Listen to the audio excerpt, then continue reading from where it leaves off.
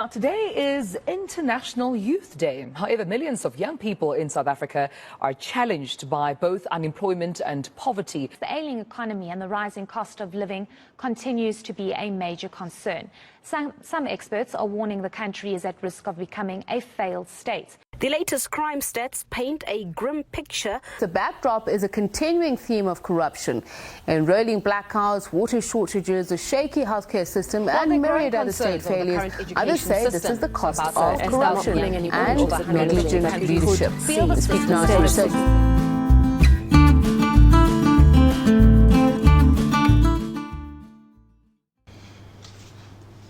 Dr. Frans Cronje is one of South Africa's most prolific thinkers. He was the CEO of the Institute for Race Relations for 8 years, stepping down last year from that position to focus on his own ventures.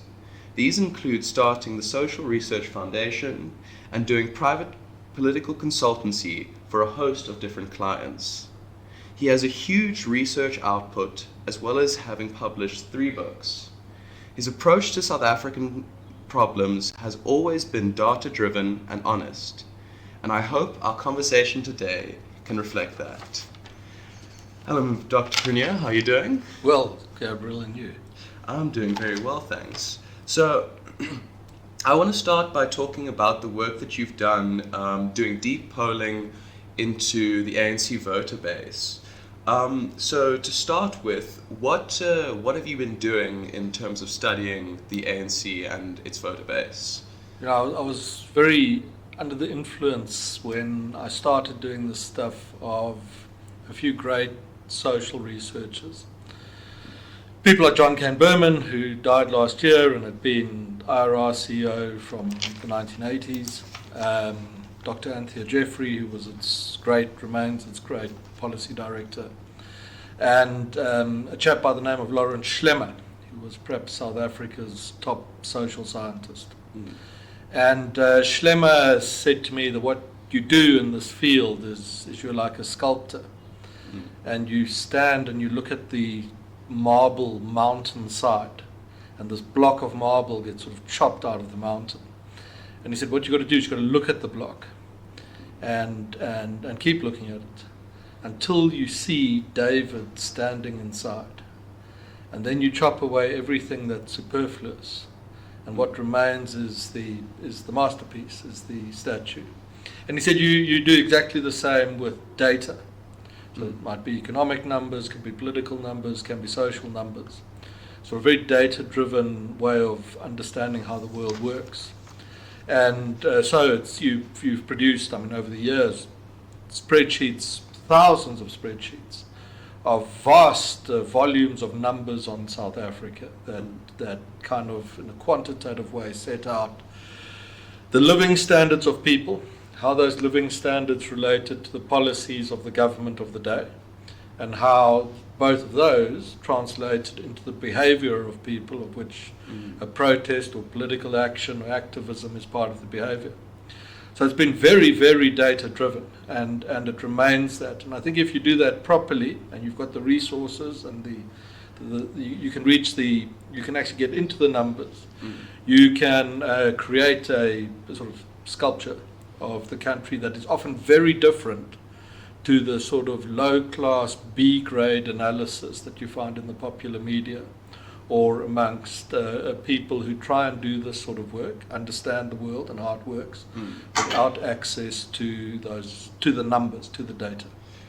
And one of the most interesting parts of your recent output has been that you have made some pretty solid claims as to the fact that the ANC will most likely be dipping below the 50% threshold in the next election. And so my question with regards to that is, what is driving this trend and this behavior?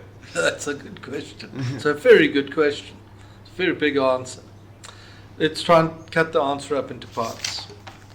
The first part is to understand that the relationship between an ANC voter and their party was not a loose kind of brand and product relationship.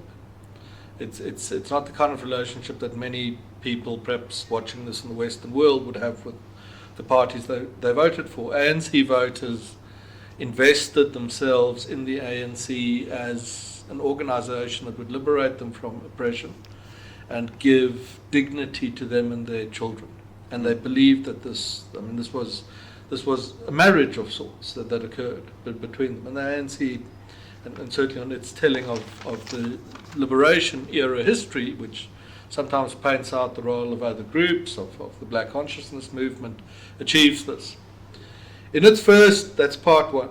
Part two, in its first 10 or 15 years in government, the ANC, certainly relative to today, does very well.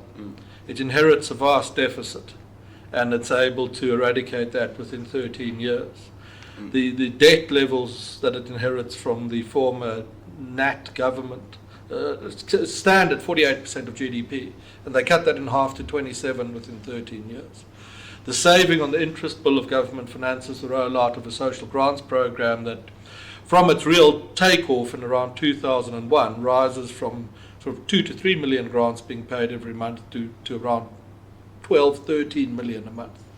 At the same time, the number of people with a job doubles in South Africa's first decade as a democracy.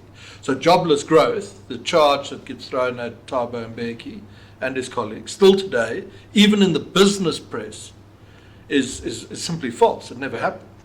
And on service delivery, the ANC was pretty good at state-driven delivery.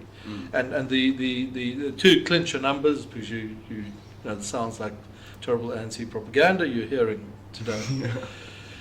In that first 15 years in government, 10 formal houses are built for every one shack that's newly erected in the country.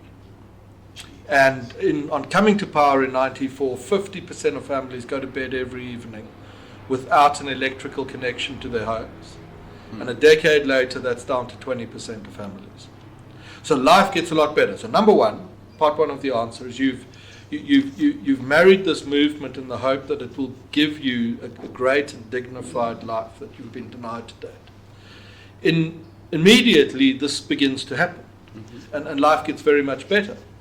As a consequence of which, through its first decade, support for the ANC was increasing in government. Under Mandela, it got 63%. Yeah. Under Mbeki, 10 years later, it got 69%. It's going up. And a number of critics of the ANC and others tried to explain this phenomenon at the time, and they come up with the nonsense idea of liberation loyalty voting. Yeah. And liberation loyalty voting kind of says, if you cut through all the crap, that black voters are too dumb to think about how they vote. So they're just going to vote for the ANC over and over and over again, and this will go on into for all eternity, and the ANC is guaranteed to rule over South Africa until Jesus comes back, as its erstwhile leader once declared. Now this was all nonsense, because all that was happening is that life for the great majority of the country's people was getting a lot better. Now, at the time, my colleagues and I saw this happening, because we had the numbers. This is why numbers are so important in the analysis. And we were deeply skeptical of the idea of liberation loyalty voting, in addition to the sort of offensive connotations that attach to it, because they are offensive. People don't really know what they're voting for. You know, they're not really proper people like us, so they just vote for the ANC, and anyone can see that they shouldn't. Now, that was wrong. On the flip side of that analysis was the proposition that should the country's buoyant economic performance of that first decade ever reverse, ANC voters are going to abandon the party. And it does reverse. The confluence of the global financial crisis, the departure of Thabo Mbeki, and the fact that no one has planned to build any new electrical infrastructure. An ambassador of a very successful country in Asia once came to see me and on electricity, and his question was devastatingly good. He said, did no one plan? Because he says, how do you as a country run out of electricity? So I said, yes, pretty much. No one planned, and his young aide sitting next to him noted down, no one planned. We've moved on to the next question.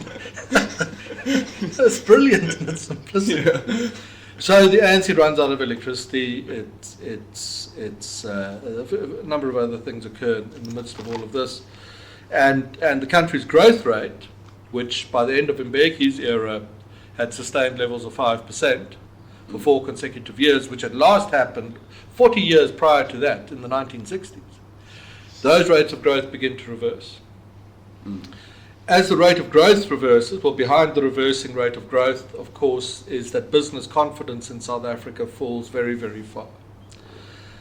And there's a measure that ranks our competitiveness as an economy, and when Mbeki left, we were about the 35th most competitive economy in the world, and by the time Mr. Zuma was done with us, we were the 65th most competitive economy in the world. And this is because of things like national health insurance and rampant employment equity and BE policy and expropriation without compensation and everything that hung with it. So investment, fixed investment to GDP tanks. Growth tanks behind that, and job creation slows markedly. The rollout of the social welfare program also slows because the deficits are deepening, the difference between what the government spends and it earns. Yeah. Now, inside the ANC, because it's a complex place, is law that you don't borrow in dollars because they, in the West, will have you. And they're correct, of course, they're completely right. Yeah. And a lot of what inspired the economic recovery out of the 1990s and later the quite pragmatic gear policy of the ANC was a fear that the Nats had governed so atrociously that the economic hole was so deep that unless there was a dramatic turnaround, we'd be begging from the IMF by the end of the 1990s. The budget speech would be dictated from Washington and the Great Revolution would be over. So the ANC has this pragmatic streak. It doesn't, I mean, it did get a bit carried away on deficits and the like, but not as wholly out of hand, printing of money, throwing it out of helicopters, rampant inflation that goes to hundreds of percentage points. We evade all of that, and we continue to. But living standards are now stagnating.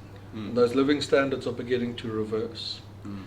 And exactly as the call was made a decade prior to that, ANC voters start to vote differently or leave the party. So in the 2019 election, which was a national election, the one that Mr. Ramaphosa led the ANC through, it got 57% of the vote, which is way off the 69% that it had a decade prior. We've also seen a sharp escalation in protest levels. These are very, very good things because they're pressure release valves for society. And in a free society like we are, it's a very free country, I can say anything to you, the Gestapo won't drag me away in the night.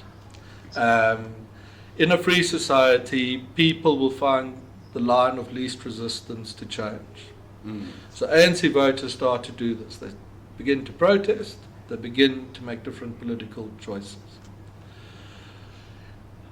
In the midst of all of that, the glaring manifestations of ineptitude that become characteristic of the ANC and government, the lights being off, the abuse of the security forces towards people, the abusive manner in which nurses in some public hospitals treat patients. Of course, they're also good nurses, but you know the experience of dealing with the civil service is not one that fills you with anticipation and great enjoyment. Yeah.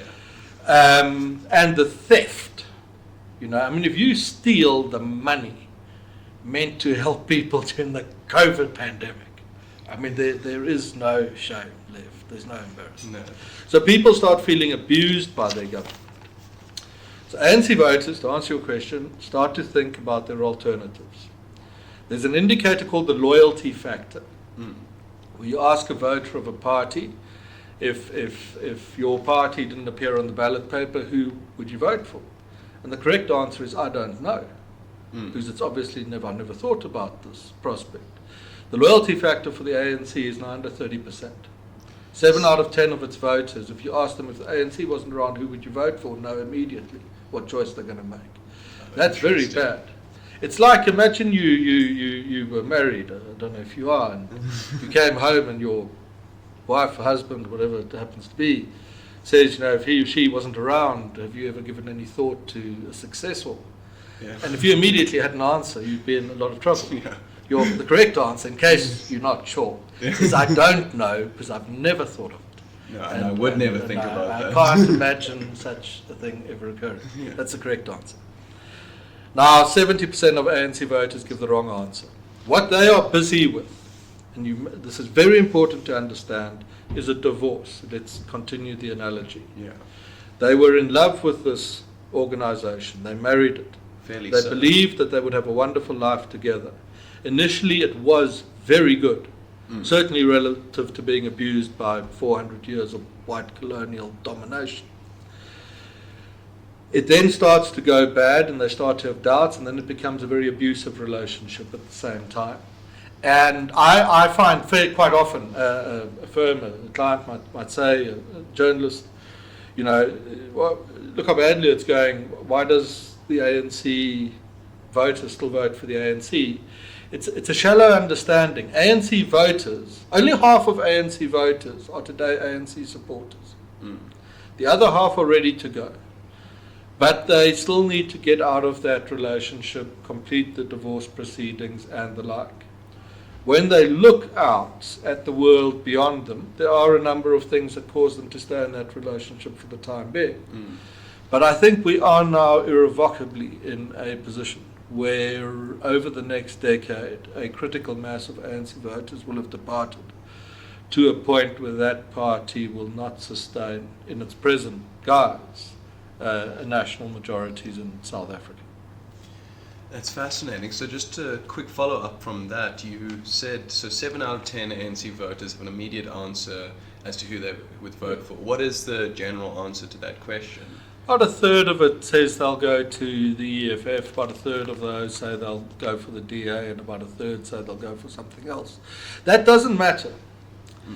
We can later discuss what ANC voters say they'll do if Mr. Ramaphosa is no longer around. That's very dramatic. You can also ask ANC voters what they do if their party is no longer in charge. What happens if it's below 50%? It's also a dramatic number. These are the kinds of events that you can test and war game in polling, and you can produce a number. When it happens in the real world, that number might be substantially different. But the idea that is being articulated, let's deal with one of those for you. If the ANC fell below 50%, 2/3 of its voters say they'll stick around, and 1/3 say they'll leave. So at the moment, let's say the ANC is polling at 45% nationally. That's what it would get if there was an election today, modelled for turnout. Let's say it slips below 50%. What voters are saying is 1/3 of that 45 will depart. That means what's left is 30 on the board. When it happens, the number is not going to be 30. No. It might be 25 and it might be 36, but it's going to be very much smaller than it is today. So much smaller that in terms of the structure of the country's politics, the ANC will now be a party that is slipping into the sort of size category of something like the Democratic Alliance, which is at the moment polling pretty well at about 25%. One of the things that kind of worries me and that I'm interested about in this is that while the voter of the ANC is going through this complicated divorce procedure, if it is completed and if we do see a non-ANC government take power in the next elections, one of the things that we will have to reckon with is that the government itself, as in the civil service, the bureaucracy, they will have to do a divorce procedure from the ANC especially because of the cadre deployment policies that have been enacted within basically all sectors of government. And what worries me about that is, sure, it's fine to convince a voter that, we need to vote in this new party and this new coalition to bring about the change that the ANC is no longer able to provide. But how is a change?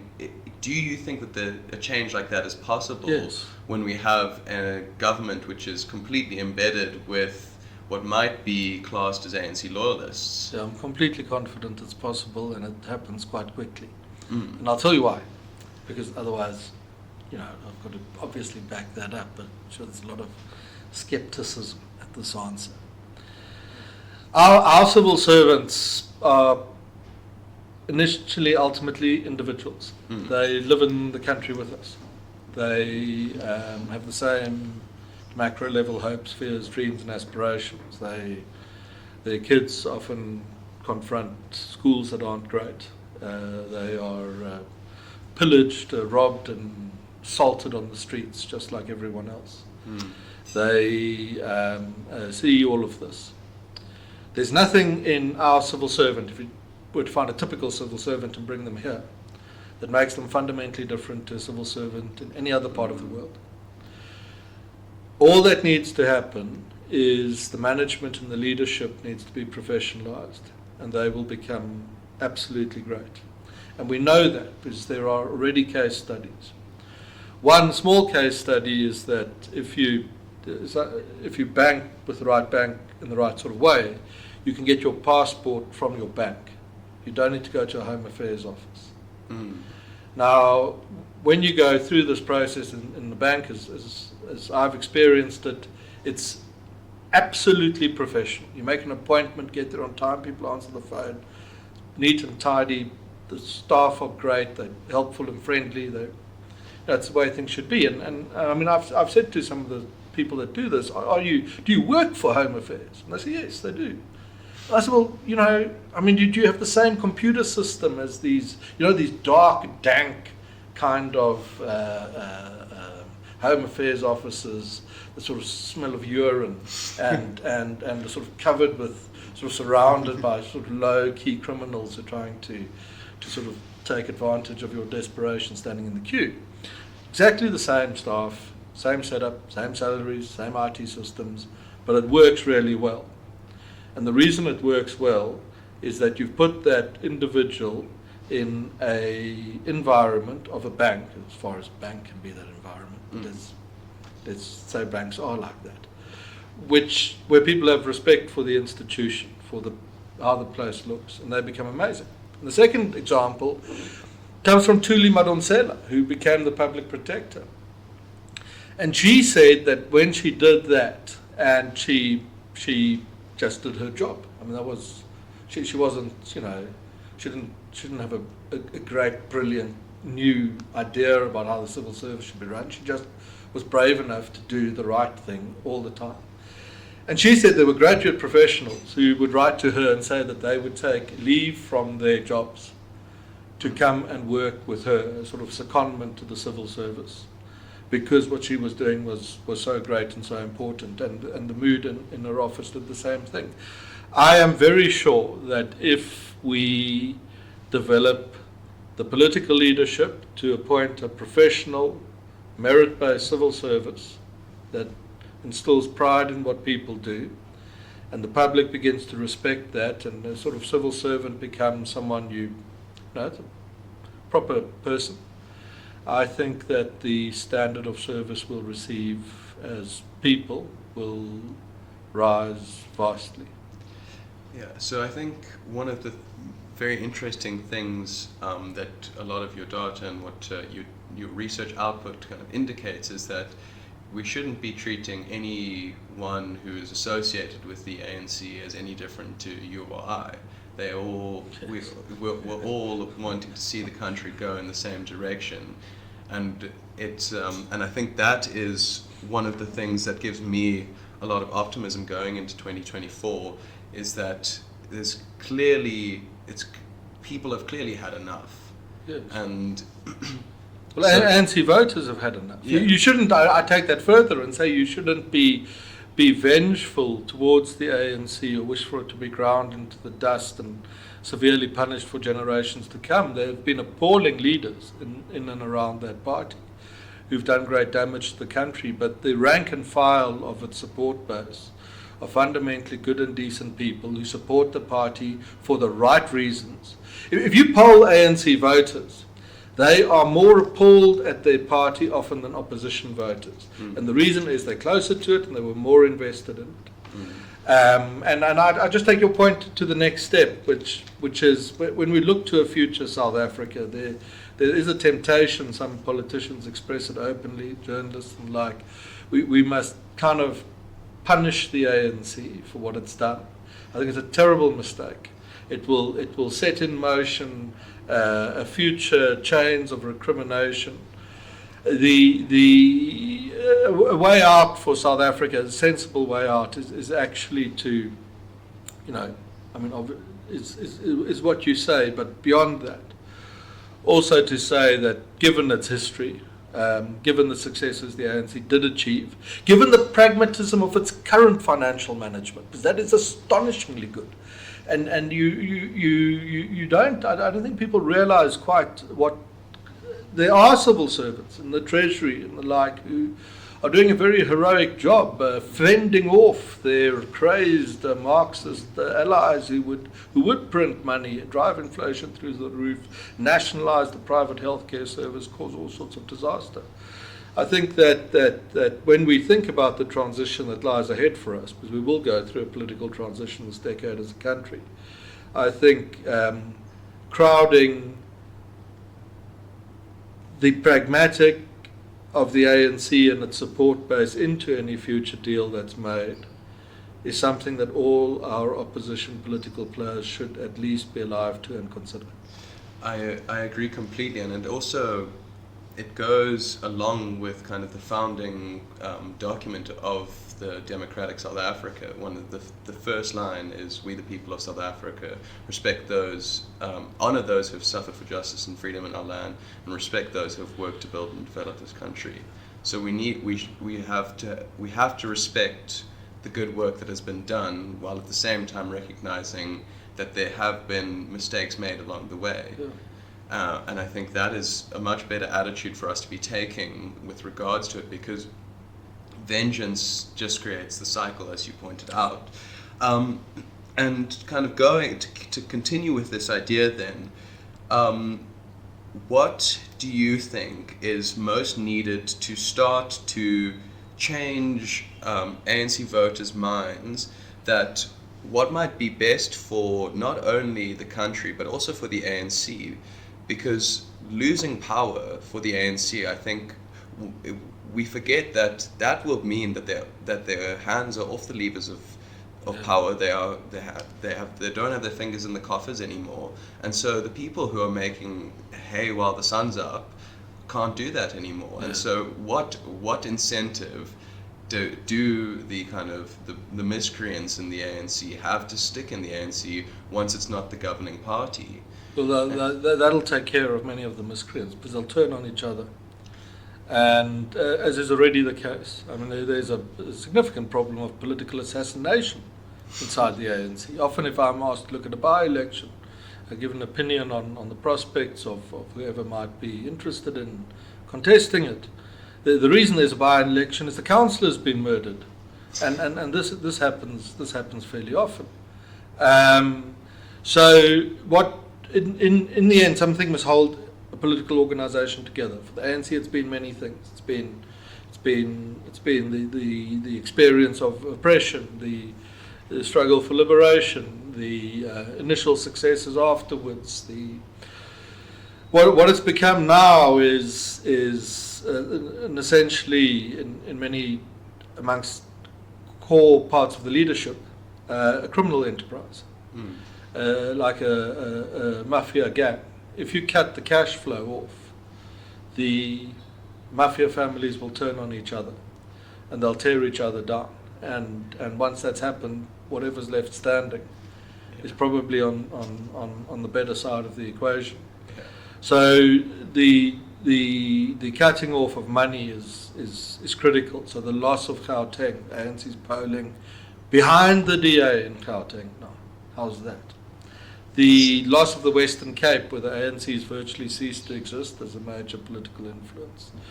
The ANC's polling below 50% in Natal. So let's say you lose those three. Gauteng's gone, Natal's gone, the Western Cape's gone. Now 70% of GDP is essentially governed by the opposition, on the ground at least. Of course, the union buildings remains, and the ANC is sent out to live the last of its days in the sort of scrublands of northwest and Mpumalanga and the sort of desert plains of the Northern Cape. That is not a future in which the tapping of patronage has great prospects. And so the ANC fights more aggressively with itself, and what's left at the end of that, you kind of filter out the real rubbish. And what's left at the end of that might be sort of people, individuals, ideas that you could build, that you could consider as partners in a future South African coalition. For sure.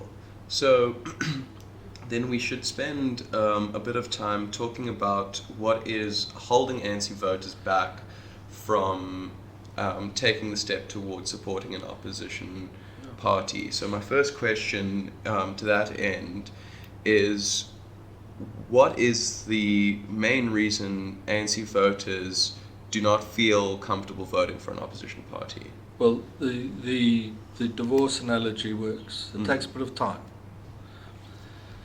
ANC voters now concede the major selling points of the DA, its marketing strategy. It governs better and it's not corrupt. They'll accept that. If we the typical 10 ANC voters here, majority of them will say we believe that. If you do a word association exercise, so you say something like service delivery, which party do you associate with that term?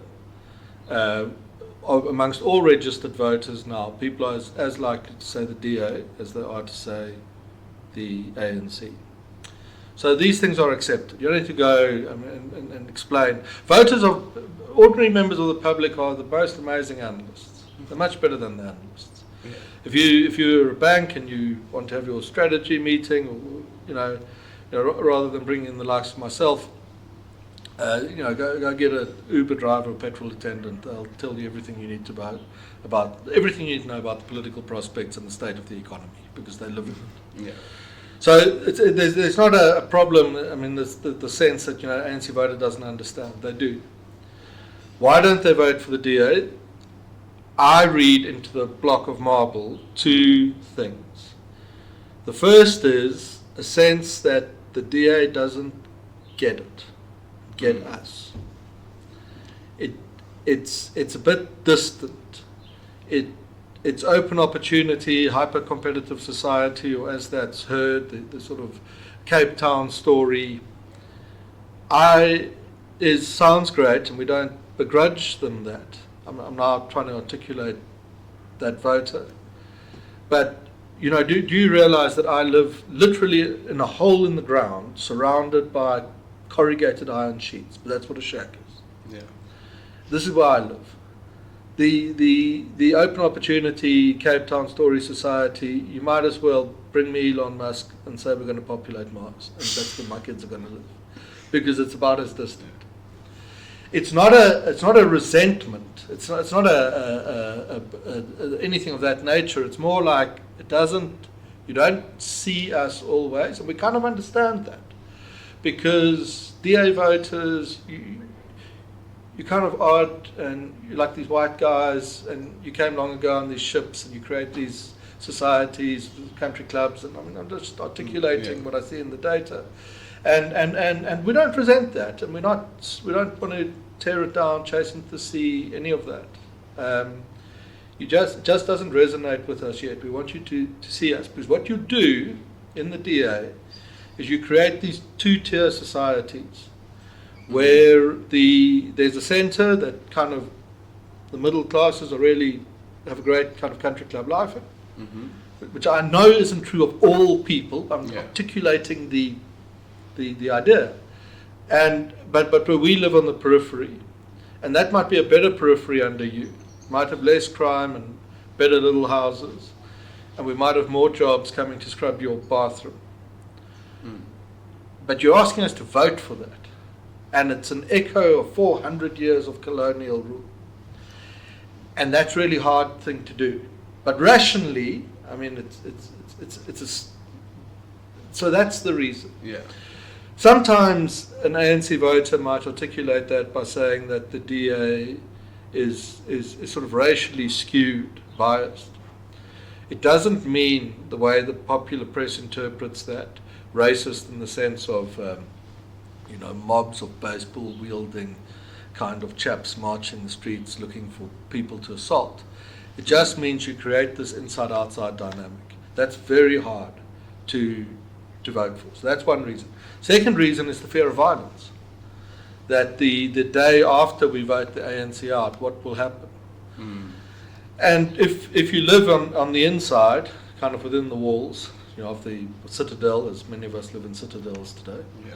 If you live inside the walls, the violence is, something that you see outside, and sometimes it comes inside, like it did in Natal. And then you see it on someone's Instagram story. You man a barricade, and perhaps if you're in Natal, you went out with your shotgun that you shoot grass with otherwise, and this is applied to action now in manning roadblocks. Amazing situation to find oneself in, but you do it, and it worked well. If you live in a poor community, what days of violence mean is all your shops get burnt down and looted, and there's nothing. You cannot leave, you cannot come in, you cannot come out. Your kids are on the streets where they're being shot by the police.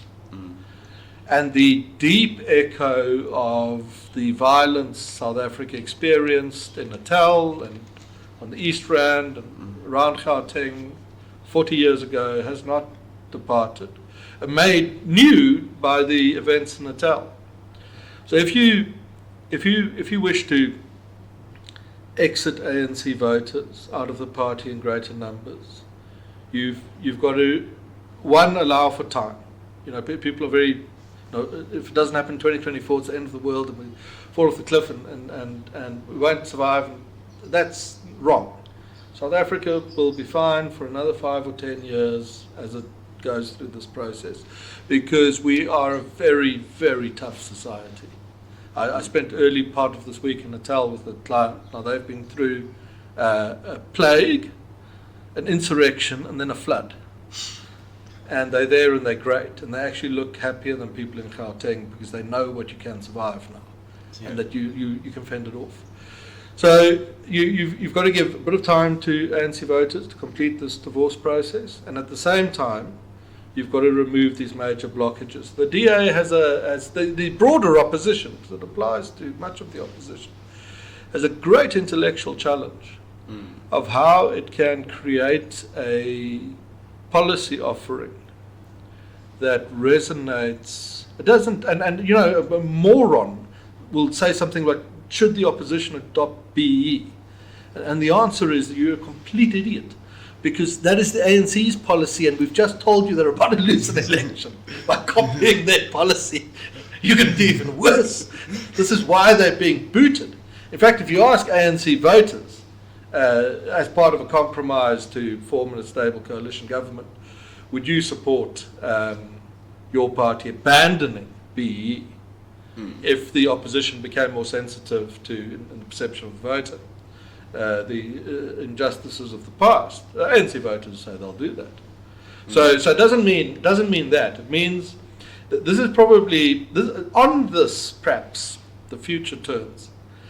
Is someone able to craft what's never been done before, the kind of intellectual argument upon which the policy rests, that's the bridge between South Africa's minority of the well-off and the great majority of the poor? Whoever does that first and can sell it and market it in the political market, they win the future, they control the future government. I think on that point, actually, one of the most interesting trends that I've seen recently in terms of this kind of the offshoots of political parties, opposition parties that have a similar turn and policy bent to the DA, but they're trying to come at it differently. So I'm thinking about Action SA here, but also the African Transformation Movement.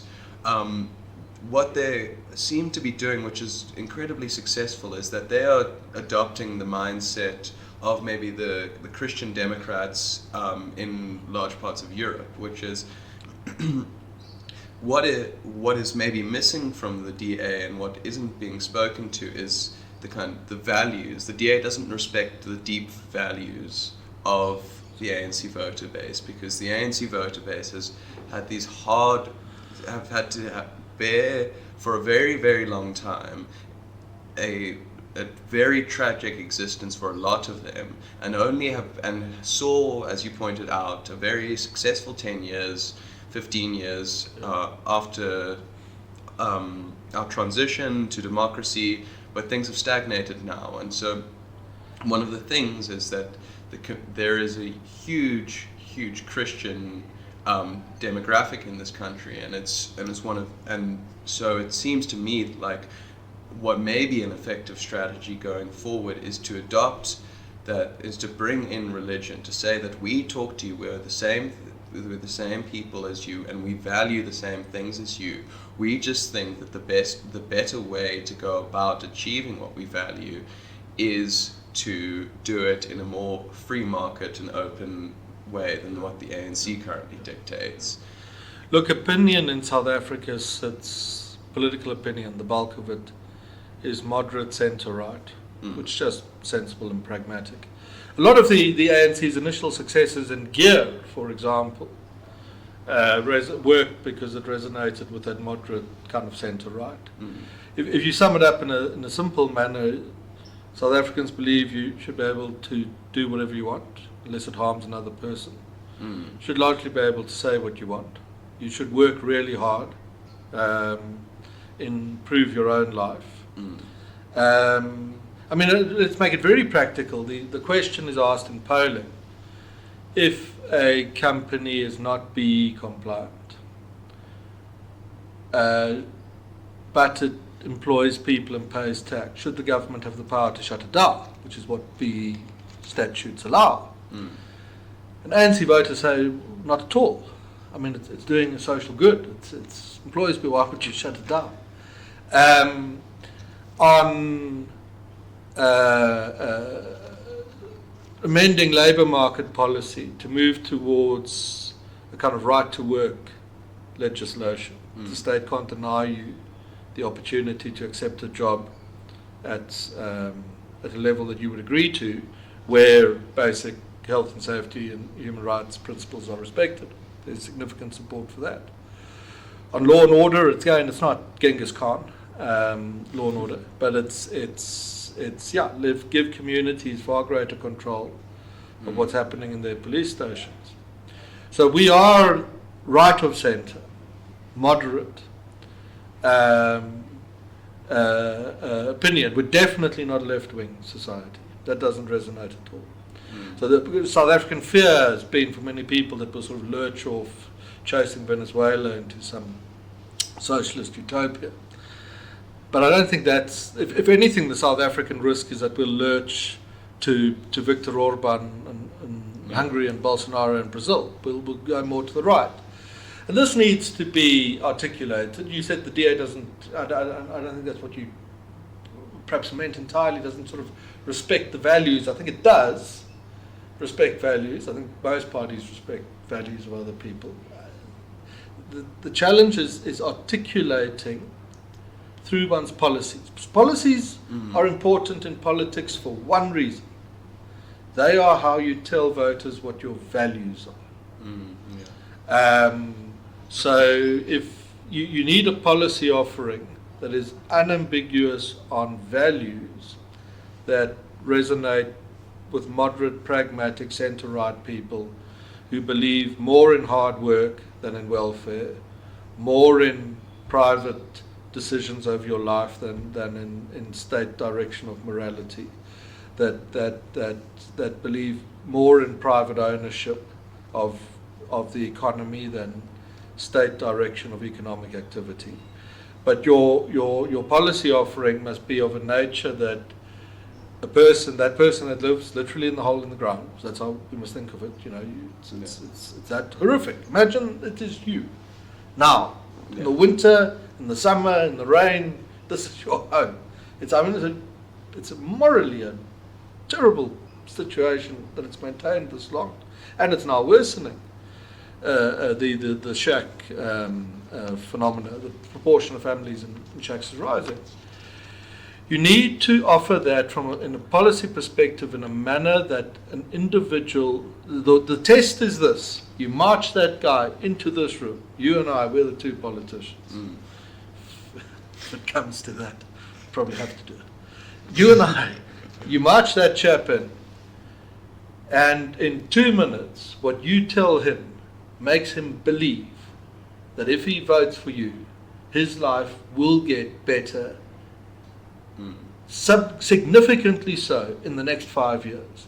Now, how many of the country's present politicians, if they were presented with a person who lives in such terrible circumstances, if they had 2 minutes, would that guy tell us later, this chap's amazing, I'm going to vote for him because he's going to make it better? And because that's not the case, why, people say, well, why do ANC voters not rush in huge numbers to option A and B and C or D? The answer is because it's not compelling yet, sufficiently so. And that's not it's obviously it's a criticism of the political opposition, but it's not a devastating one, because I think anyone who spends you must just see it from the inside. Anyone who decides that they're going to take on the political responsibility of trying to save South Africa by forming an opposition party, putting up with the constant abuse, the lack of money, often, if you walk the streets in a by-election, the threat of assassination, which you live with. They're great the politicians. We should be often more grateful to our politicians of all hues than we are. What they're trying to do is often very brave, very difficult, very little thanks for it. But the offer, the measure, we distill it down to the core thing. If you get a chap whose life sucks into the room, you've got 2 minutes. When he's heard you finish, he's going to feel better about himself. We're not there yet. And so you don't think that someone like Herman Mashaba, who his main selling point, his policies, they're he's very libertarian. He comes at the free market, and the conversation I had with him, one of his fiery quotes was that all of the good things that I've gotten in life, I've gotten because of capitalism. Yes. But what is interesting about him, and what seems to be his major appeal, is he is that black rags to riches story. And he's that black rags to riches stories in the most improbable time. He was from a small township in Gauteng, outside of the major cities, managed to get himself educated, and during apartheid start a business and become one of the richest black people in the country. That, to me, that would be what might be able to be sold to an ANC voter, which is like, look, I was the same as you, and I think that, and from what I've learned, from my experience, this is how it's possible to be like me, to move from your position, which I was in, to the position I'm in now, which is to be one of the big change makers in this country. And I think that I think that kind of that policy offering has to focus on where the ANC has always done very well, which is to sell the hope to their voters that if you give us a chance, we know how to make your life better. And I think we're agreeing here that there hasn't been yet a sufficiently optimistic but realistically optimistic set of policies being sold to the ANC voter base from the opposition. But I want to move us. Yes, no, but I must answer the question. Yes, you're right. What Herman's doing is very brave, very heroic. Now, Herman could spend his time playing golf. What he's doing instead is building branches of a political party, facing all the abuse, the skepticism, it will never work, wasting his time. I don't agree tactically with everything, but I agree with you that message is very powerful. We know it works, because when it was applied in the now fairly recent local government elections on the peripheries of former white Gauteng, Johannesburg suburbia. Herman can crack 15-20% in a formerly solid 80% ANC ward.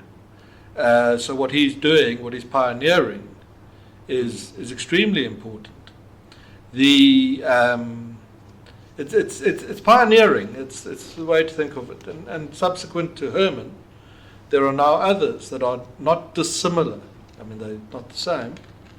So Musi Maimane is back with Build One South Africa. It's also a very brave thing to do. I mean, he had a tough 2019. Back in the game, could have gone to do something else. I mean, if you see from the inside what it's like to try and run a political party, let alone a startup.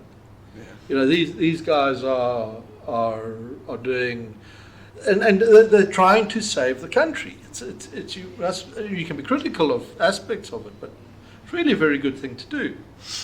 And now you have Songezo Zibi, the former editor of Business Day, an ABSA executive, who's starting Ruania Circle, which now Rise in Mzansi. It's the same thing. Now, what all these things have in common, and as far as they have anything in common, is that they are on the center-right of the spectrum. And they are the early stages for which Herman must always be remembered as the sort of, you know, if you're going to give it a milestone where it started, the rise of black conservative politics in South Africa. And that is a very, very important phenomenon.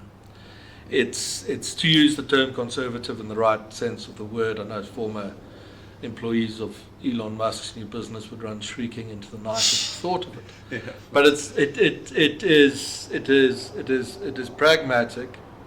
It is liberty focused. It's principled, sensible. It's what the ANC did in many respects in gear. And in as far as that spirit can be rekindled, it is perhaps the great unmissing link in South Africa's politics, and we better all hope that Herman is very successful, that Musi is very successful, that Songezo is very successful, and that those that come after them will be successful too. And think of their parties as startups. A lot of startup businesses don't succeed.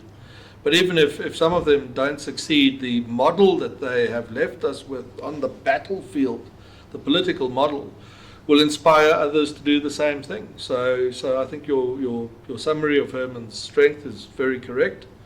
And I think that what he has done over recent years in making that a real live party is extremely important, and we must hope that he's very successful.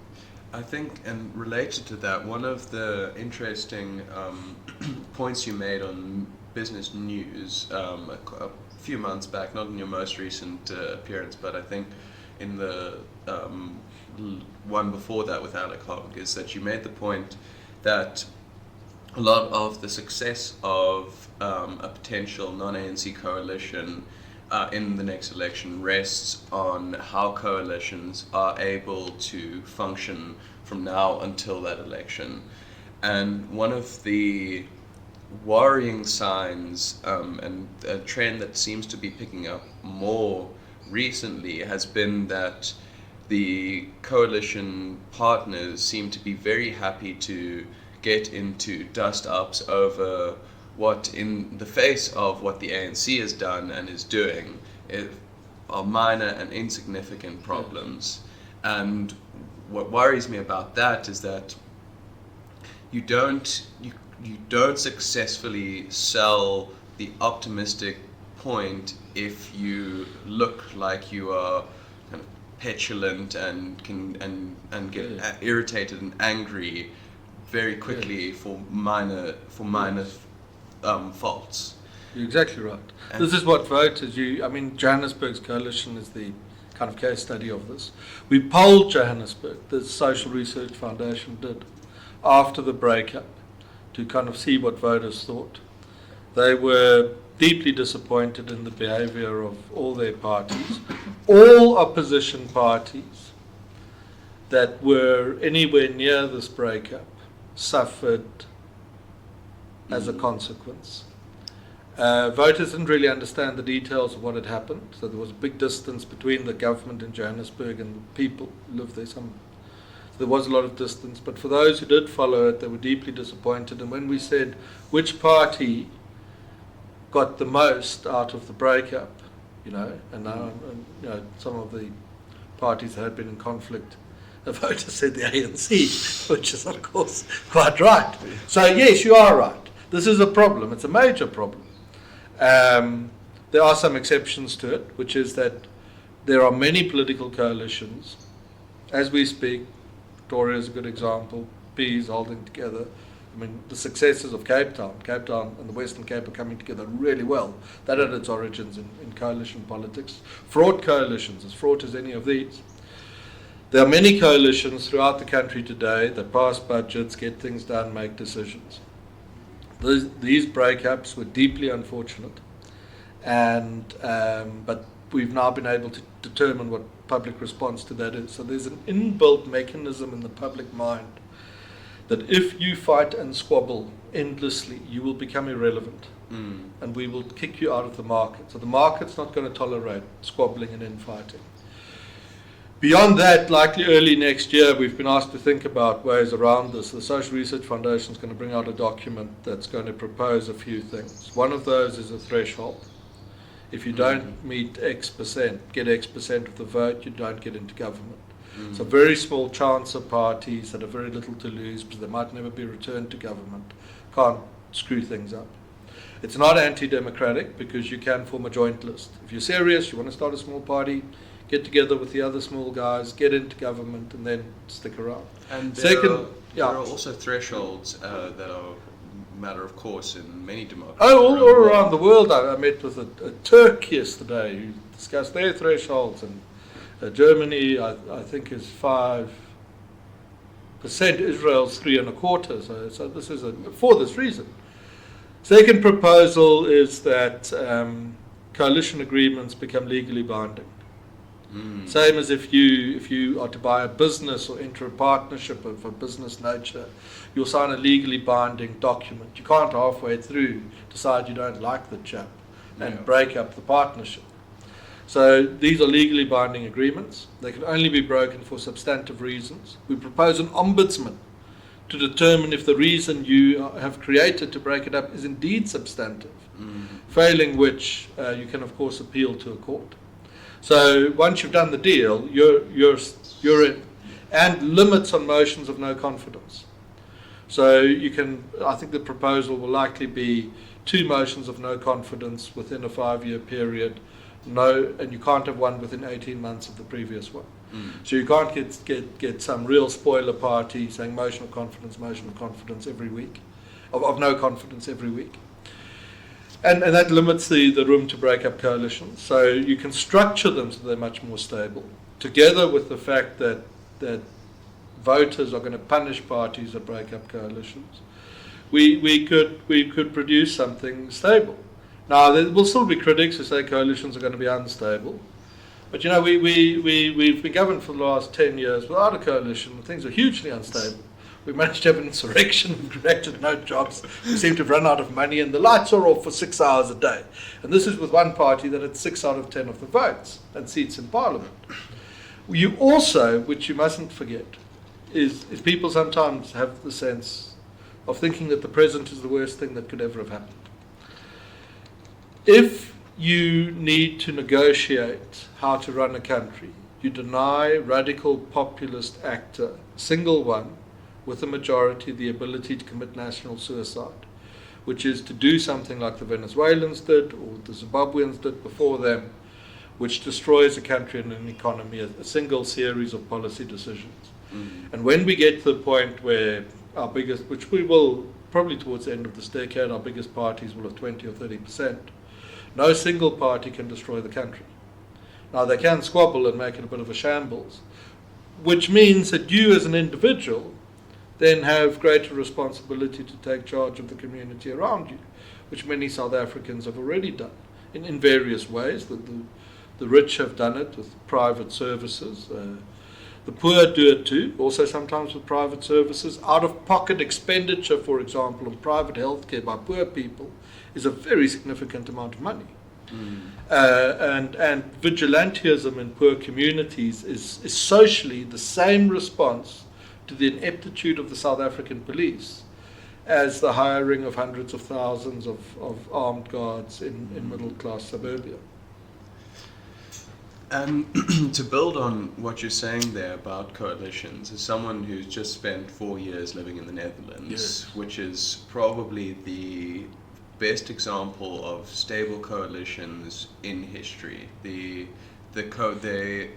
coalitions are so deeply inbuilt into the political fabric of that society that they could not conceive of a non-coalition government leading the country. And what's interesting about that is that the stuff like what you're proposing and what the Social Research Foundation are proposing are important, but the most important thing is that it takes time for a government, once it becomes a coalition government, it takes time for that to become, for us to work out how coalitions can be run.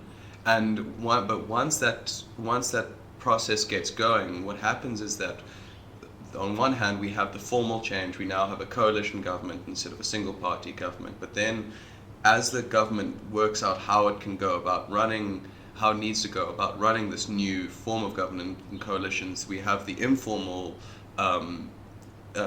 institutions being developed which help to bring parties together to allow the coalitions to move and operate better. And so stuff like that, it doesn't happen immediately, but it takes time. But once they're in place, it becomes a coalition government becomes an unassailable thing, and it becomes a incredibly stable form of government, to the point at which you could not have a prime minister for almost a year, so not have an executive power leading the government, and a country will run great. Yes, exactly. But it's early days in South Africa. I mean, it's such good experience you've had then, because, for 400 years here, one actor could determine what happened within the boundaries that today form what became the Union in 1910. So for 400 years, one guy made the call, and you better make sure he made the right call, or else everyone suffered, which most of the time they did. We have now been outside of the Cape in coalitions for 18 months. So it's a fraction of 1% of the time that this region has had trying to make a success of itself. Give a bit of time. And what you say is immensely promising, is correct, I think, and is if you, I think our children will probably look back at this era, possibly. A lot of things can still happen in the world, unrelated to this, but let's say they don't happen. Could look back at this little window and see it as a short little period of restlessness, and our electoral system is this. It's a PR system. A PR system is a huge party, governs for 100 years. It has. We will look like a hybrid between the current Knesset in the Israeli parliament, the Bundestag in Germany. We've got, 10, 15 parties. The biggest has 25%. Many have 5. They thrash it out and they create a government. And even where it's unstable, as it's been in Israel, keeps being overturned. I mean, Israelis have a series of elections in recent years. Israel continues to thrive in a relative sense in a very dangerous neighborhood. And this is, your point is immensely important for South Africans to begin to understand that just because you don't have one kind of Messiah-like character that will lead us. Who will lead us, people want to know. The answer often is, well, you'll do a lot of that. We're unlikely to have a Mandela character again here. And the formations of future South African governments will take place in dead, boring bureaucracy of boardrooms such as these, where coalition agreements of hundreds of pages are thrashed out by lawyers, and parties make concessions with each other to govern the country well. And I think that might be well where we are on our way to. And so, with that in mind, where we're heading, I think we can end our discussion with a brief kind of touching on what it is we would be unleashing if we were to allow South Africa to thrive as it possibly could. So you've referenced the fact that we ran a budget surplus. Yeah. We had 15 years of sustained growth. We've had examples in our recent history in which we've done extremely well. So I want to then look forward to the future as to what the opportunity is in this country.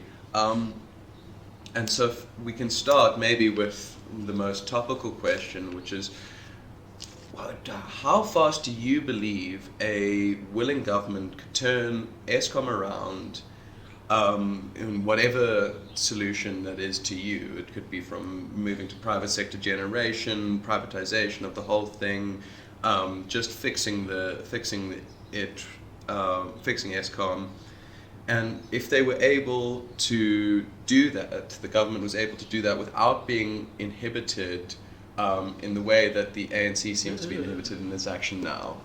Well, what we do is we wouldn't try and fix Eskom. You'd contract for private providers with the competition authorities watching closely to refurbish our coal fleet. And that can probably be done in 3 to 5 years.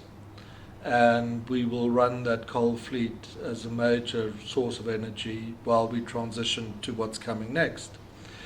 The Climate Brigade will go after that, and what they must then deal with is the moral culpability for leaving probably around 10 to 15 million people living in holes in the ground, because they think that is more important and a greater social good than South Africa's carbon emissions of the next 20 years. So that is the decision they're taking. You will stay in a hole in the ground and live a dreadful life of poverty and desperation because we want to look good at COP99, whatever we're at now. But that's a short-term solution. Beyond that, we build a fleet of nuclear power stations because our European and American trade partners will ultimately punish us for exporting goods made through coal. And it's not a problem, of course, to light up your own coal-fired power station when Russia invades the Ukraine, you run out of electricity. Or import coal from South Africa. Import the coal from South Africa, but if South Africa wants to do that, then no, because neocolonialism's alive and well in this sense. We build a fleet of nuclear stations, and that provides the base load to grow an industrial economy on. The solar stuff and the wind stuff is absolutely amazing technology. I've probably now for a number of years lived only on that. I wish we'd been pushed into doing this before. From a household perspective, to put it on the roof of a services-oriented building, it's the best thing out there, and you must do it. But to make the battery for an electric car requires moving between 200 and 500 tons of earth to mine the minerals. So it's not as green as it appears. The greenest of the energy sources is nuclear, because you don't have the same sort of mining requirement behind it. It's the safest energy technology the world has ever created in terms of people who die as a consequence of nuclear energy. There's amazing innovation going on around small modular reactors. Rolls-Royce is pioneering in the UK. They're pioneering firms across Asia. China is busy installing a trial variant, and Russia is the leader, because Russia's been running small nukes for 50 years, starting on its icebreakers. And it's now got commercial variants that it's applying to this. So I would do those two things. I'd also try not to have any taxpayer capital raising requirement. Say to external contributors, tender to build this stuff properly within rules that we determine. What we need to do is to become one of the world's great nuclear pioneers again, in order to allow the base load that's necessary for the industrial growth to reduce our unemployment rate from, amongst young people from effectively 50% down to 10%. Any decision you take today that curbs that is a decision that on the flip side leaves millions of people living lives of dire poverty. And I think morally that's wholly inexcusable.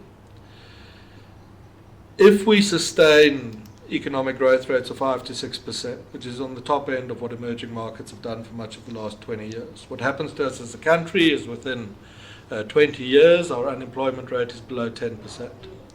Young people born into the country will all live comfortable middle-class lives.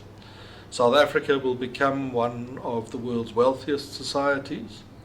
Given its location on the southern tip of Africa and with a critical piece of coastline, the African west coast that is the southeastern gateway to the South Atlantic Ocean, its strategic importance will be absolutely immense. And I think you can rightly aspire that if the coalition option works, if what your experience of living abroad has taught you, if my assessment is right, that public opinion is essentially moderately centre-right, and if these pioneering young political upstarts succeed, it only takes one or two of them really to take off,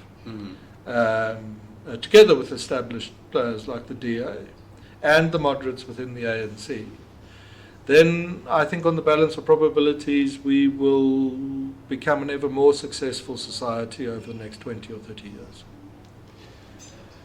Well, thank you so much, Dr. Cronje, for taking the time to speak to me, and not only that, for taking the time to provide some of the optimism that comes from looking at the recent data in South Africa. I think we're at an inflection point, right, a critical juncture at the moment, and what seems to be most important is that the South African people take the decision to work towards making this country what it should have been from the point in which we got our democracy, which was a country on the southern tip of Africa that can consider itself to be of the same achievement in terms of the human historical achievement as the West. So, thank you so much. Thank you.